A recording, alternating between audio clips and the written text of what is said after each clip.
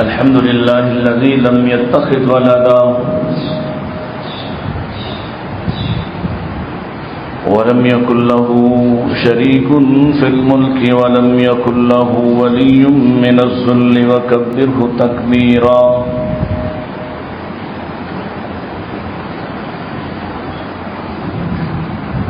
الحمد لله الذي علم بالإنعام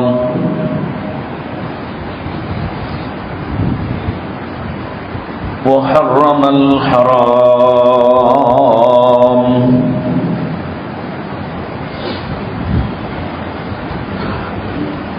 الذي خلق كل شيء وخلق الإنسان والأنعام. والصلاة والسلام على أشرف الأنبياء وسيد الأنام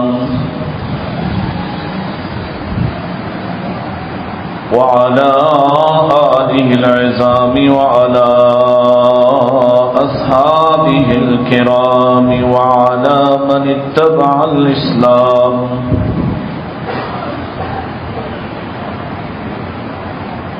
اللهم صل على محمد وعلى آل محمد كما صليت على إبراهيم وعلى آل إبراهيم إنك حميد مجيد.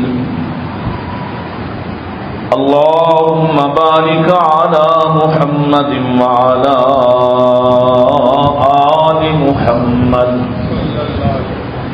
كما باركت على إبراهيم وعلى آل إبراهيم إنك حميد مجيد. أعوذ بالله السميع العليم من الشيطان الرجيم. بسم الله الرحمن الرحيم.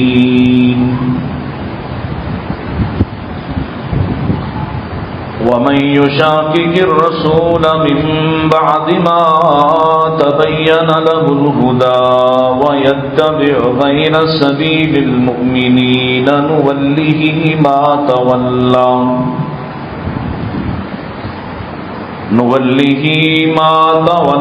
ونصله جهنم وساءت مصيرا.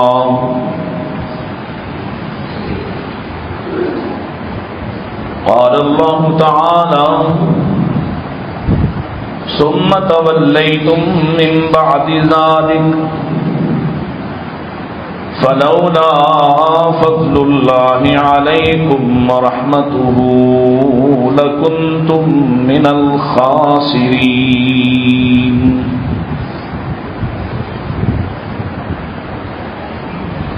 إن أحسن الحديث كتاب الله وخير الهدي هدي محمد صلى الله عليه وسلم وشر الأمور محدثاتها كل محدثة بدعة وكل بدعة ضلالة وكل ضلالة في النار.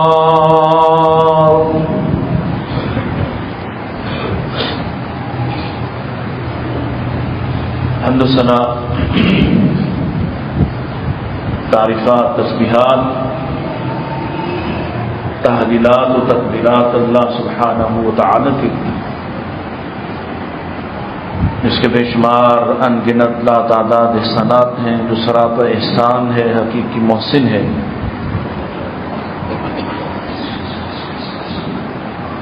جس نے ہم پر احسان فرمایا اور ہمارا ناطہ و تعلق محسن کائنات جناب رسول اللہ صلی اللہ علیہ وسلم سے جوڑا. اسی خالق و مالک سے درخواست کرتے ہیں آپ کی محبت، شفقت، رحمت کا دامن ہمیشہ ہمارے ہاتھ میں رہے. درود السلام امام الانبیاء سید الاتقیاء جناب محمد مصطفیٰ صلی اللہ علیہ وسلم کے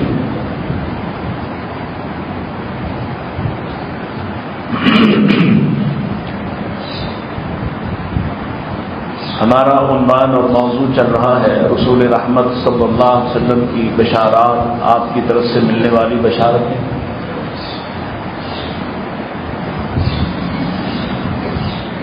اور اسی سے ایک حصہ جڑا ہوا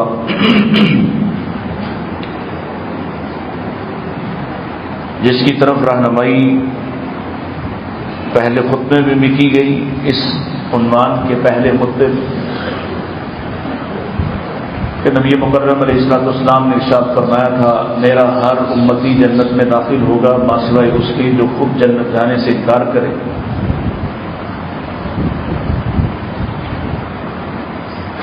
تو وہ جو انکار کرنے والے ہیں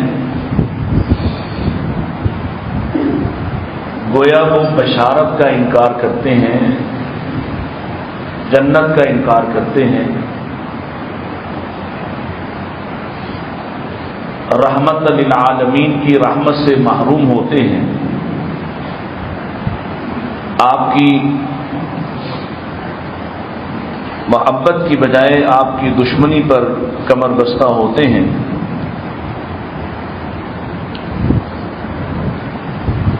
اور یقیناً جو آپ کی رحمت سے، آپ کی محبت سے، آپ کی دعاؤں سے، شفاعت سے محروم ہوتا ہے وہ اللہ کی رحمت اور اس کے فضل سے بھی محروم ہو جاتا ہے۔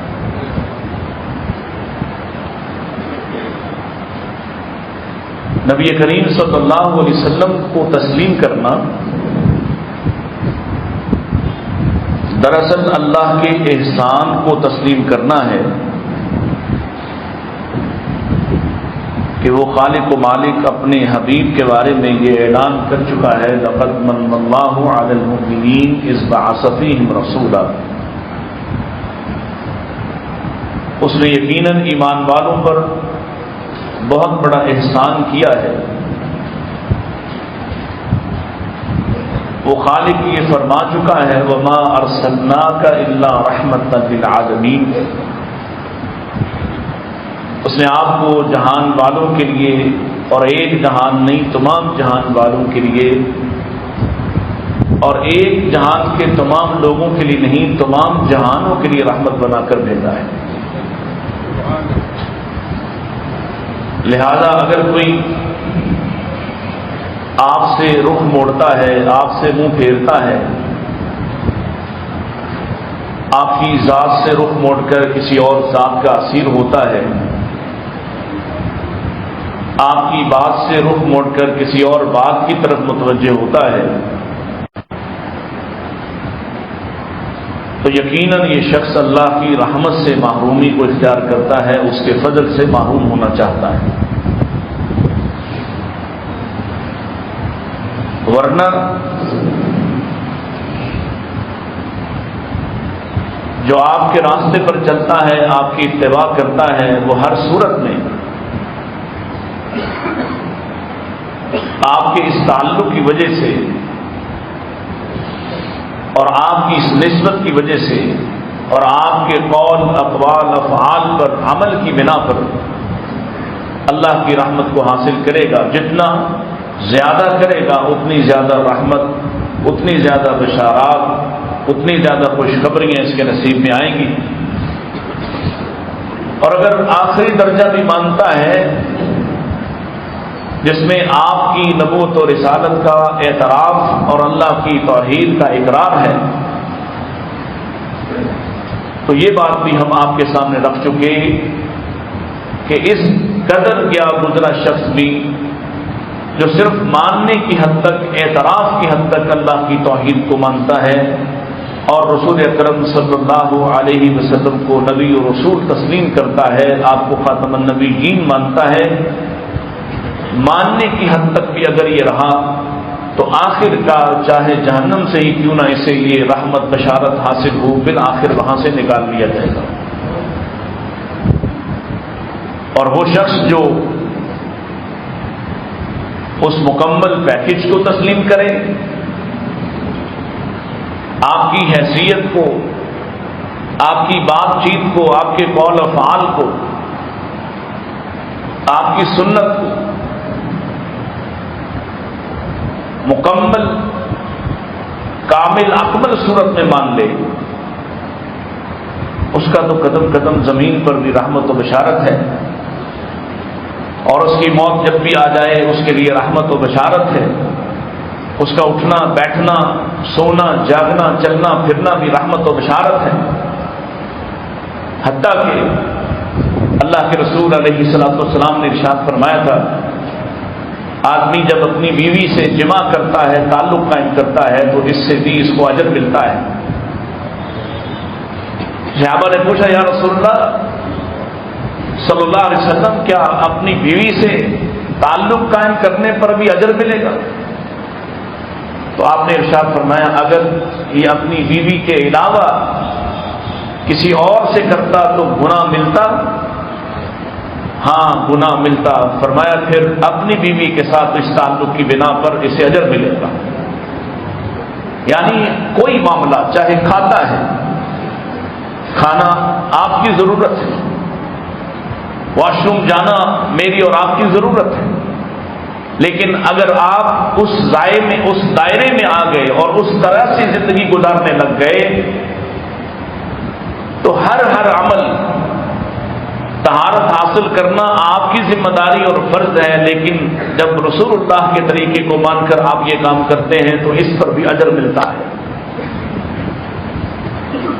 اور محرومی اس شخص کو حاصل ہوتی ہے جو آپ کے راستے کو ترک کر دیتا ہے۔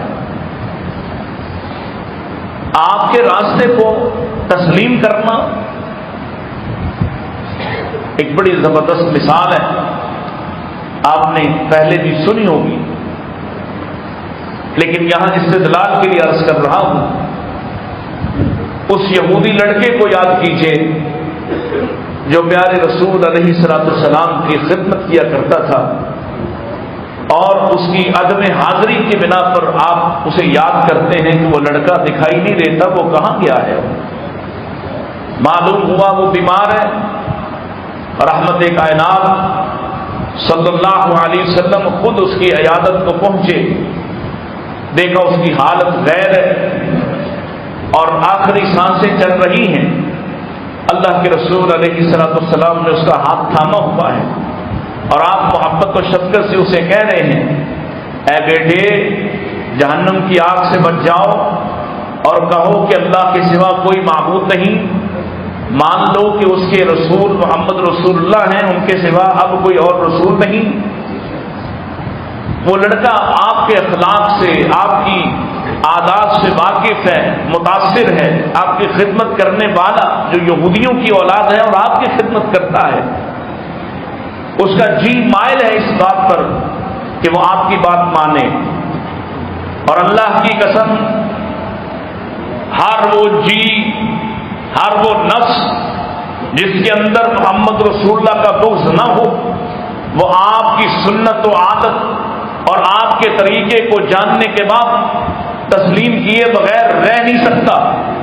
صرف وہ نہیں مانے گا جس کے دل میں محمد رسول اللہ کا بغض ہوگا، ورنہ جس کے دل میں آپ کے بارے بغض نہیں، کسی بھی میرٹ کسی بھی انصاف پر اگر وہ میرے رسول کو ماپنا پرکھنا چاہے تو بے ساختہ آپ کی اتباع اور آپ کی اطاعت کرنے کو جی چاہے گا۔ جس کا جی نہیں چاہتا وہ اپنے دل کو ٹٹولے، اس کے اندر کہیں نہ کہیں محمد رسول اللہ کا بغض چھپا ہوا ہے۔ اس کا جی چاہا میں آپ کی بات مانوں، لیکن پلٹ کے وہ اپنے باپ کو دیکھتا ہے، اور اس کے باپ نے اگرچہ وہ یہودی رہا، اگرچہ اس حدیث اس واقعے میں کہیں دکھائی نہیں دیتا کہ وہ شخص بھی مسلمان ہوا، لیکن باپ ہونے کی بنا پر اس کا مشورہ کمال کا تھا، اور وہ مشورہ میرے اور آپ کے لیے بھی کمال کا ہے، جس نے اپنے بیٹے سے، مرتے ہوئے بیٹے سے کہا، اتے ابو القاسم، ابو القاسم کی بات مان لو۔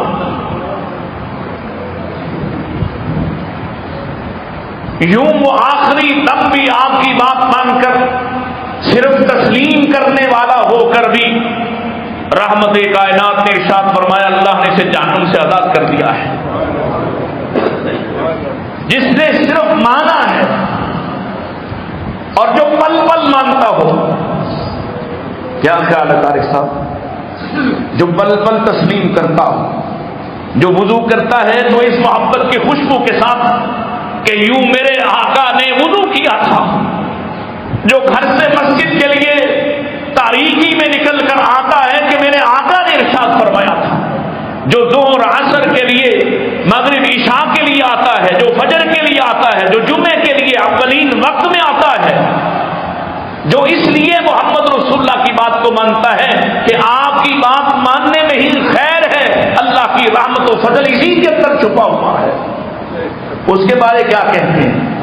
جو صرف مان لے، جو صرف توحید کا اعتراف کر لے، جو صرف محمد رسول اللہ کو رسول مان لے، اس کے لیے اگر جہنم سے آزادی ہے تو میرے اور آپ کے لیے کیا عظیم بشارت موجود ہے۔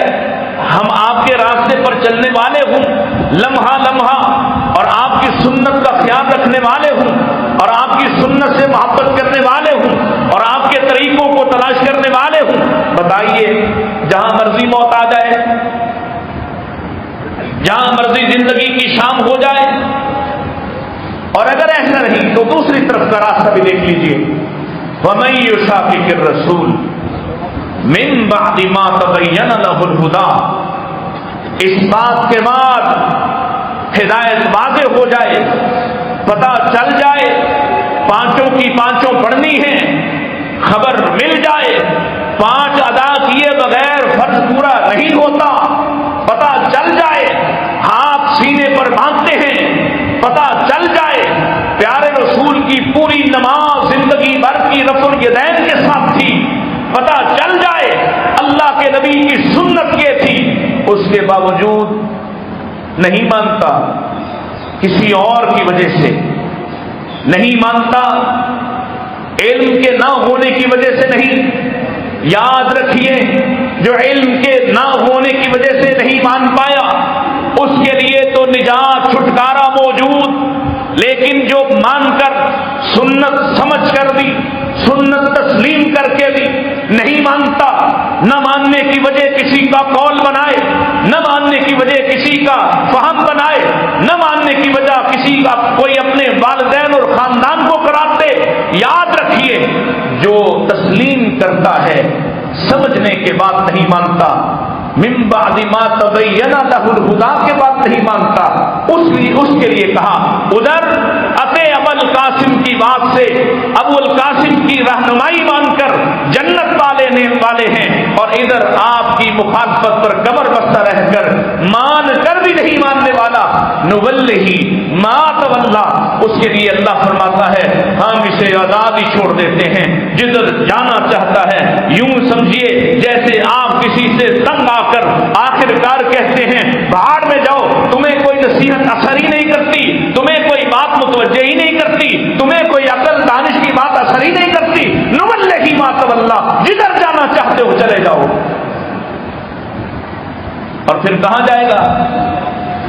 راستے صرف 2 ہیں، ایک محمد رسول اللہ کا راستہ ہے اور ایک ونصلہ جہنم کا راستہ ہے، درمیان میں کچھ نہیں ہے، درمیان میں کوئی مسلک درمیان میں، سیدھی سیدھی بات ہے، مانو، نہیں مانتے تو پھر ماننے والوں کے ساتھ ہو سکتے، نہ مان کر بھی ماننے والوں کے ساتھ جا سکتے، مانو، تسلیم کرو، تسلیم کرتے ہو تو یہ جنت کا راستہ ہے، تسلیم کرتے ہو کل امتی یدخلون الجنہ، سارے امتی جنت میں، تسلیم نہیں کرتے تو جا سکتے، جنت پہنچ سکتے۔ بتائیے نا، ایک وہ شخص ہے جو زندگی بھر سنت کی مخالفت، سنت کے مقابل کھڑا رہتا ہے، اپنے بابوں کا نام لیتا ہے، اپنے مسلکوں کا نام لیتا ہے، اپنے پیروں فقیروں کا نام لیتا ہے، محمد رسول اللہ کی سیرت اس کے سامنے آئی اور اس نے جھٹک دیا، اس لیے کہ میں تو فلاں کو مانتا ہوں، میں تو فلاں کے پیچھے ہوں، میں تو فلاں کو امام بنائے پھرتا ہوں، اللہ نے جس کو امام بنایا اس کو نہیں مانتا، تو پھر کیا قیامت کے دن جس کے بارے اللہ کہہ چکا یوم ندعو کل اناس بامامہم، پکارا جائے گا لوگوں کو، بلایا جائے گا، کسی کو کسی کے نام سے پکارا جائے گا، آدم والوں کو آدم حالانکہ نہیں مانا نا لوگوں نے، پکارا اسی نام سے گئے. آئیں گے کون؟ جن کو توفیق ملی ہوگی دنیا میں امام بنانے کی. اور پکارتے پکارتے یہاں تک بات پہنچے کہ آ جاؤ محمد کے ماننے والے بھی آ جاؤ. کون جائے گا؟ کون جائے گا جس نے محمد رسول اللہ کے مقابل نہ کسی بستی کو رکھا نہ کسی ہستی کو رکھا؟ وہ بشارت پالے گا اس روز اگر سنت والوں کو، حدیث ماننے والوں کو، بلا چون و چرا تسلیم کرنے والوں کو، سرے تسلیم خم کرنے والوں کو، جن کو لوگوں نے کہا کیا مکھیاں جلتے ہو،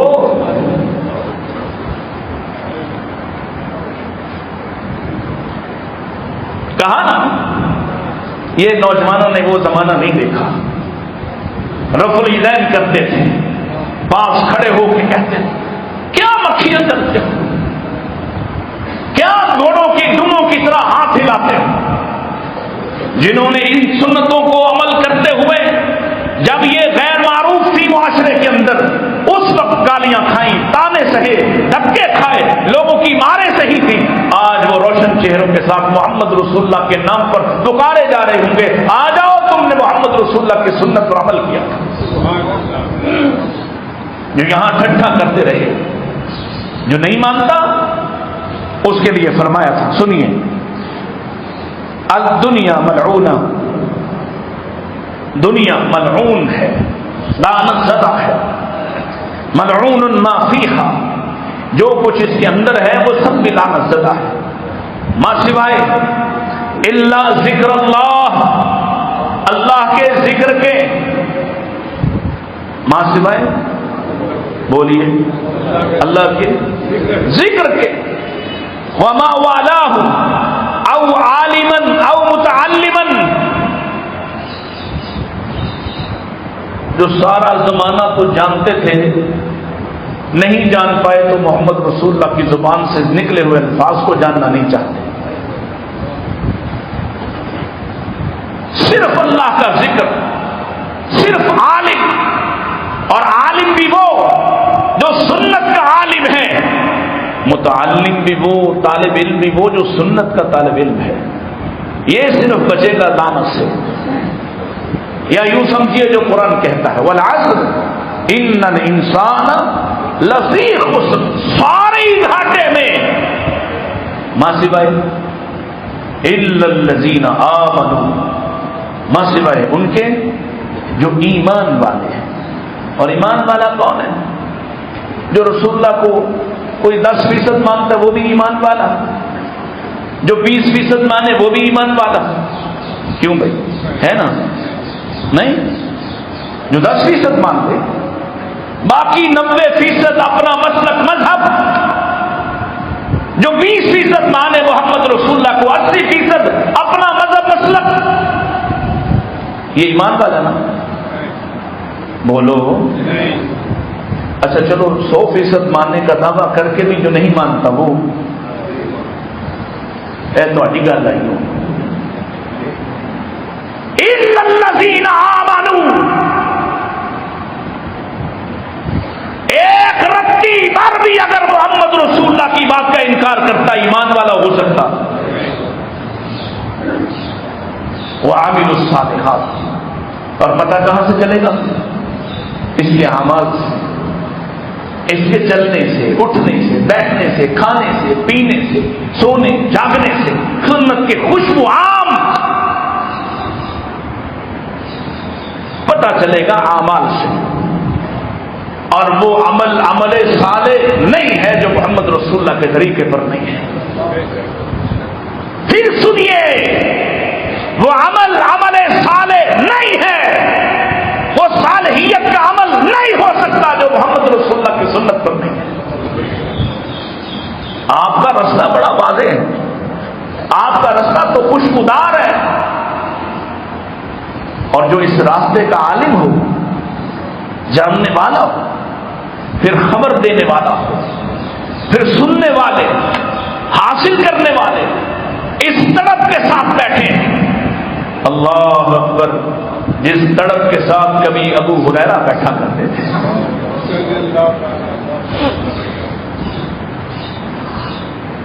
جاننے کی خواہش لے کر آیا ہے. خود سناتے ہیں بھوک لگتی، اس قدر لگتی پیٹ میں مروڑ اٹھتے، گٹھڑی بن کر راستے پر پڑا رہتا.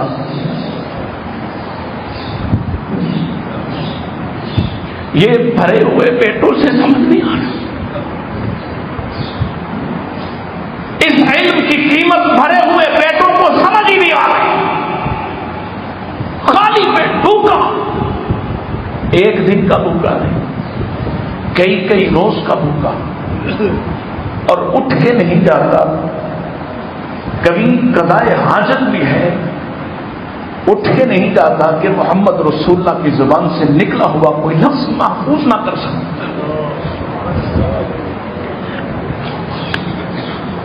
یہ مسئلہ ہے. یہاں ہفتے بعد ایک جمعہ ہے، اس جمعے کے آداب ہیں. اس کے لیے رب کا قرآن کہتا ہے جب اذا نودی للصلاۃ من یوم الجمعہ فاسعوا الی ذکر اللہ وذروا البیع، کاروبار چھوڑ سب کچھ بند کر پہنچ اللہ کے گھر میں.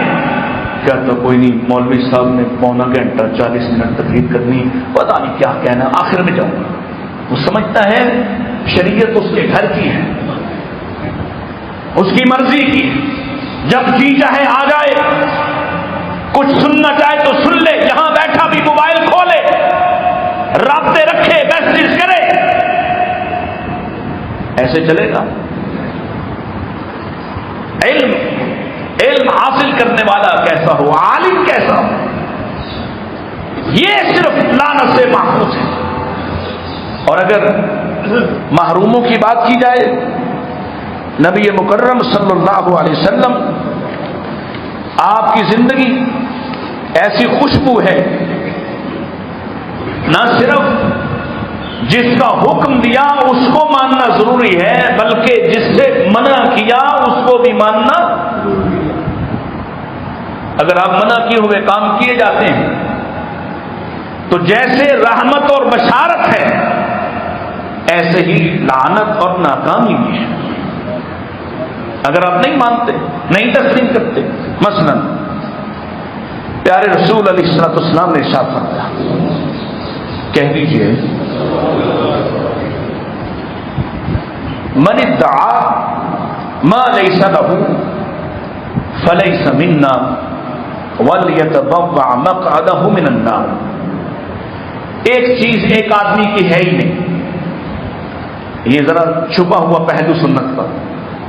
ایک چیز ایک آدمی کی ہے ہی نہیں، وہ جھوٹا دعویٰ کر کے، فورجری کر کے اس کے کاغذات بنوا لیتا ہے،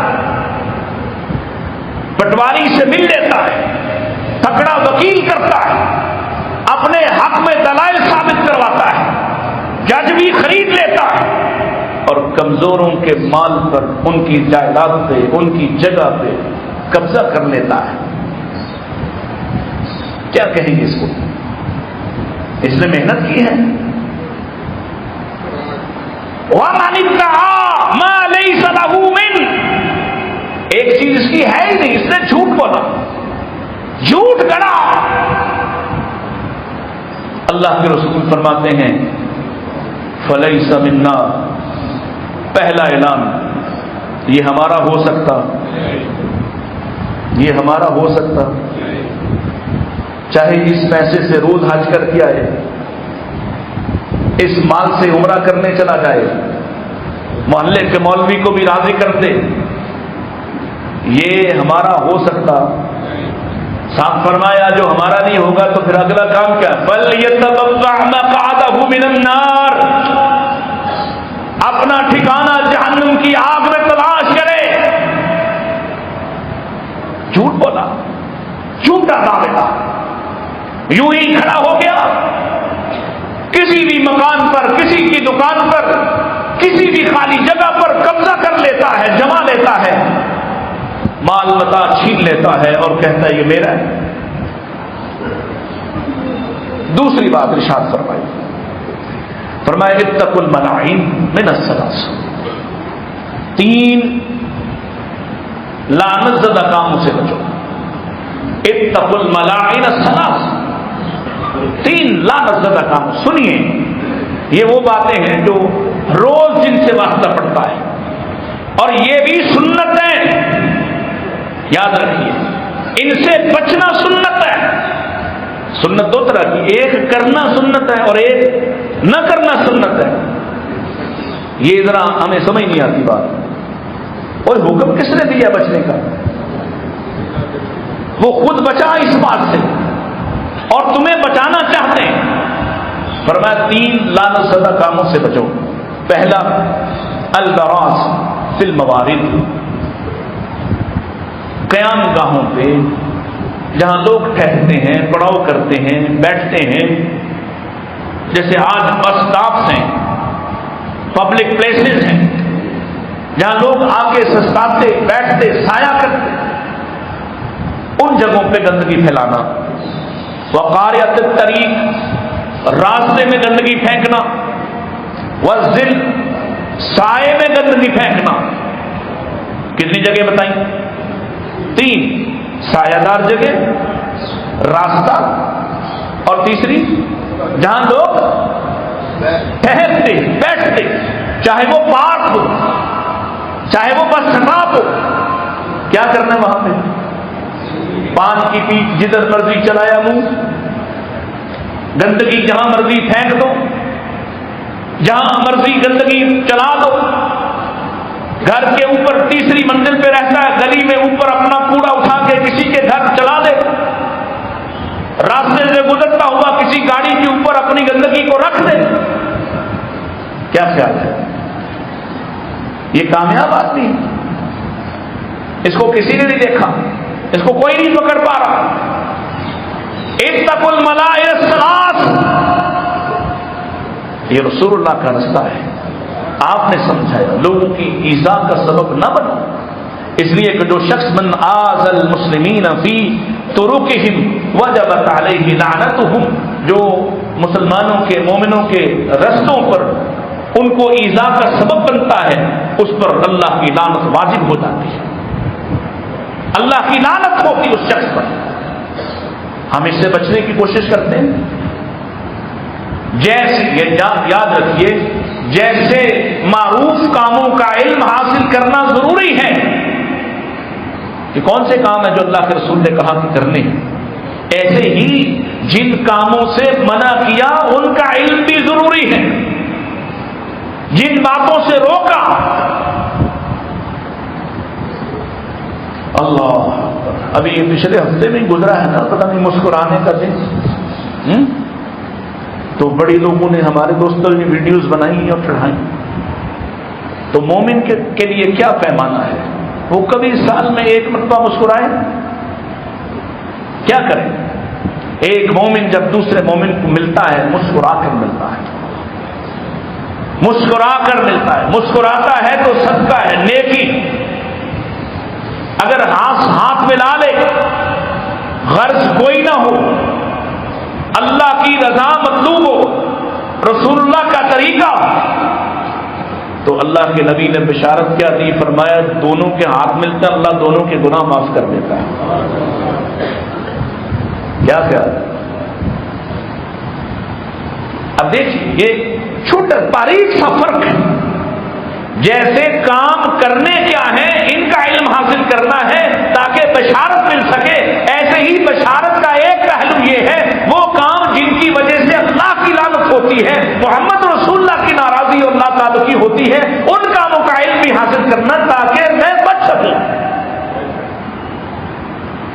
میں ان میں شامل نہ ہو جاؤں جن سے اللہ کے رسول نے اعلان لا تعلقی فرمایا تھا. اگر میرا شمار ان میں ہوتا ہے تو پھر میں رحمت سے، فضل سے، اللہ کے نبی کے تعلق سے محروم ہو جاؤں. سنیے، ایک اور حدیث آپ کے سامنے عرض کرتا ہوں. بہت سے لوگ آپ کو ملتے ہیں، فرمایا من لم یؤمن بعذاب القبر، وہ شخص جو عذاب قبر کا انکار کرتا ہو، نہ مانتا ہو، اس کو سمجھ نہیں آ رہی ہم کیوں مانے ہیں؟ مانتے ہیں کہ نہیں مانتے؟ مانتے ہیں۔ جو مانتا ہے وہ کیوں مانتا ہے؟ کہ اللہ کے رسول نے فرمایا کہ عذاب قبر ہوگا۔ ہم نے تو نہیں دیکھا، نہ اللہ ہمیں دکھائے، نہ اللہ ہمارے بڑوں کو جو گئے ان کو بھی دکھائے، نہ ہمارے بعد والوں کو دکھائے۔ لیکن جو یہاں نہیں مان رہا، دیکھا ہم نے بھی نہیں، جو مانتے ہیں انہوں نے بھی نہیں دیکھا، اور جو انکار کرتا ہے وہ بھی کہتا ہے نظر نہیں آتا، ہو نہیں سکتا۔ فرمایا من لم یؤمن بعذاب القبر فعذب اللہ عذبہ اللہ، اللہ اس کو عذاب کرے گا، اس وجہ سے عذاب ہوگا کہ یہ عذاب قبر نہیں مانتا۔ اور دوسری بات ارشاد فرمائی ومن لم یؤمن بشفاعتی فلا جعلہ اللہ فیہا، جو میری سفارش کا انکار کرے گا اس کو اللہ دے گا۔ جو سفارش کا انکار، شفاعت کا انکار کرے۔ اب یہ دونوں چیزیں جوڑیے، شفاعت کا انکار کیا، گویا اس نے بھی رسول اللہ کے تعلق سے انکار کیا ہے۔ اگر عذاب قبر کا انکار کرتا ہے، اس میں بھی اللہ کے رسول کی بات پر اعتبار نہیں کر رہا۔ وہ رسول جو کہتے ہیں انا النذیر العریان، میں آنکھوں سے دیکھ کر آیا ہوں، یا اس کا ترجمہ یوں کروں میں آنکھوں دیکھا برہنہ ڈرانے والا ہوں، یعنی میرے سامنے ہر چیز موجود، میرے سامنے رکھی گئی، مجھے دکھائی گئی، میں دیکھ کر آیا ہوں عذاب کیسے ہوگا، قبروں میں کیسے، حشر میں کیسے، جہنم میں کیسے، میں جنت کو بھی دیکھ کے آیا، سب کچھ دیکھ کر بیان کرنے والا، میں ڈرانے والا، میں نے اپنی آنکھوں سے نہیں دیکھا، کسی اور خطیب نے اپنی آنکھوں سے نہیں دیکھا، ہم نے محمد رسول اللہ کے دیکھے ہوئے پر اعتبار کیا ہے، آپ کے بیان کیے ہوئے پر اعتبار کیا ہے، اور آپ کے سامنے اسی یقین کے ساتھ بیان کرتے ہیں ایسا ہی ہو کر رہنے والا۔ جو مان لے اس کو ہونا، اور بشارت کا پہلو ہے، جو مان لے اس کو ہونا، جو شفاعت تسلیم کرے اسے مل جائے گی، اور جو تسلیم نہیں کرتا اسے بھی مل جائے گی۔ آخری حدیث، اور یہ آج کے نوجوانوں کے حوالے سے ہے۔ یہ آج کل دوسروں کے فعل، دوسروں کے طرز عمل، وضاحت بھی اپنے نبی والی پسند، بلکہ اگر بنا لیں تو اللہ کی قسم اکٹھا کرتے، مذاق اڑاتے کہ اس دور میں کیا بنے ہوئے ہیں، کیا بننا چاہیے تھا ہماری طرح۔ اللہ اللہ، کوئی بات سخت نہ نکل جائے۔ تازہ ایک ہیرو تھا، فلسطین گیا ہوا تھا، واپس پلٹا ہے تو سب سے پہلی قربانی داڑھی کی دے دی ہے۔ جہاں ہم نیکی کے کاموں کی، بہادری کے کاموں کی، جرأت کے کاموں کی تحسین کرتے ہیں، وہیں پر اللہ کی قسم یہ جرأت بھی اللہ نے عطا کر رکھی ہے۔ کسی کے ماتھے کی شکنیں ہمارے رویے اور رد عمل کو تبدیل نہیں کر سکتی۔ جس نے آ کے جو تھوڑی بہت سنت رکھی تھی اس کو بھی منڈوا ڈالا ہے، وہ ہمارا ہیرو ہو سکتا، وہ کسی اور کا ہیرو ہے، ہمیں دھوکہ ہوا تھا۔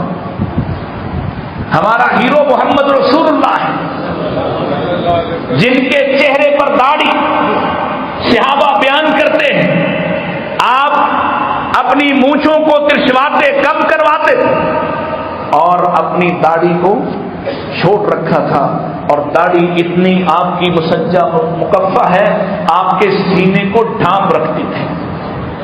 وہ نبی جو کہیں واف اللحا وفر اللحا، اللہ اکبر، ورف اللحا، 3 طرح کے الفاظ ارشاد فرمائے، چھوڑ دو اس کو، وفرو بڑھا دو اس کو، ورخو لٹکا لو اس کو۔ یہ جو منہ کے ساتھ جڑی ہوتی ہے وہ لٹکتی ہے، بتائیے، سنت بیان کر دی میں نے آپ کے ساتھ، واف اللہ چھوڑ دو، وقفرو بڑھا دو، ورقو لٹکا لو، 3 معانی، 3 حدیثیں، 3 حکم رسول اللہ کے، اور اس کے بعد حالات مونچھوں کو تاؤ دیتا ہوا آتا ہے۔ سنی حدیث کیا کہتی ہے، فرمایا وہ شخص جو من لم یاخذ من شاربہ فلیس منا، جو اپنی مونچھیں نہیں کٹواتا نا، ایک حد کے اندر نہیں رہتا، وحشی درندہ بنا ہوا ہے، تاؤ دے کر چلتا پھرتا ہے، اور پھر پتہ مثال کیا دیتا ہے، حضرت عمر رضی اللہ تعالیٰ کی مونچھیں تھیں، تمہیں پتہ ہے وہ مونچھیں کس کو ڈراتی تھی؟ وہ مونچھیں، بعض لوگوں کا چہرہ ان کا خد و خال اس طرح کا ہوتا ہے کہ مونچھیں بھاری ہوتی، بعض کی ہلکی ہوتی۔ حضرت عمر کی بات، اور کئی ایسے ہیں انہیں کہو نا یہ کپڑا اٹھا کے رکھو تو کہتے ہیں کہ حضرت ابوبکر صدیق رضی اللہ تعالیٰ کا تہبند اوپر نہیں رہتا تھا، نہیں رہتا تھا، نہیں رکھتے تھے، رہتا نہیں تھا، تھوڑا سا پیٹ نکلا ہوا تھا، اپنا تہبند اوپر کرتے تھے، پھر ڈھلک کے نیچے آ جاتا تھا، لیکن ابو بکر جان بوجھ کے لٹکا کے رکھتے۔ عمر کی مونچھیں تھیں، لیکن جب رسول نے کہا چھوٹی کرواؤ، پھر کوئی بتلائے کہ پھر بڑھائی ہوں، جنگل اگایا ہو، اپنے چہرے پر دہشت پھیلائی ہو۔ اللہ اکبر، یہاں بیٹھے ہوئے افراد کو دیکھ لیجیے، بعض کے مونچھیں بہت زیادہ ہوں گی، یہاں سے صاف کروانے کا حکم، یہ اگر لٹک رہی ہیں اور تم وحشی درندے بنے ہوئے ہو تو پیغام رسول یہ ہے جو نہیں کٹواتا فلیس منا، وہ ہمارا نہیں ہو سکتا۔ جس کو ہم نے کہا کٹواؤ، ہم نے کہا قص الشوارب، مونچھیں کم کرو، اس کے بعد نہیں کرتا، اس کے بعد دلائل دیتا ہے، عذر پیش کرتا ہے۔ بتائیے اس نے مانا حدیث کو؟ بہتر تھا نا ہمارے نئی بھائی کی طرح منڈوا لے، صاف کروا لے، چھوٹی کر لے، مناسب کر لے، کم سے کم ان کی حد کو متعین کر دے، وہ نہیں کرتا، منتا ہی نہیں ہے، اور اس بات پہ آپ کے دلائل دینا شروع کر دیتا ہے۔ یاد رکھیے دونوں پہلو میں نے عرض کر دیے، وہ جس نے سنت کو تسلیم کیا صرف اس لیے مانا کہ اللہ کے رسول کا حکم، فرمان، عمل، وہ، اور وہ جس نے مان کر سن کر نہ مانا، وہ کبھی برابر ہو سکتے؟ اور ایسے ہی تفاوت ہے جیسے روشنی اور اندھیرے میں فرق ہے، جیسے اندھے اور بینا میں فرق ہے، ایسے ہی فرق ہے اس شخص کے اندر کہ ایک طرف ادے ابل قاسم کا رویہ ہے اور ایک طرف نولی ما تولا کا رویہ ہے، دونوں میں کبھی ایک سا سلوک نہیں ہوگا۔ یہ جنت والے ہیں جنہوں نے اس لیے اپنے نفس کو گرا دیا، اس لیے اپنی عادت کو چھوڑ دیا، اس لیے لباس ایسا پہننا شروع کر دیا، اس لیے اپنے مداقتہ کو ایسا کر لیا، اس لیے اپنا اٹھنا بیٹھنا ایسا کر لیا کہ وہ محمد رسول اللہ کی سنت کے ساتھ لگا کھاتی ہے، اور دوسری طرف وہ شخص ہے جو سنت کو سنتا ہے، مانتا بھی ہے، تسلیم نہیں کرتا، دونوں کا انجام برابر نہیں ہو سکتا۔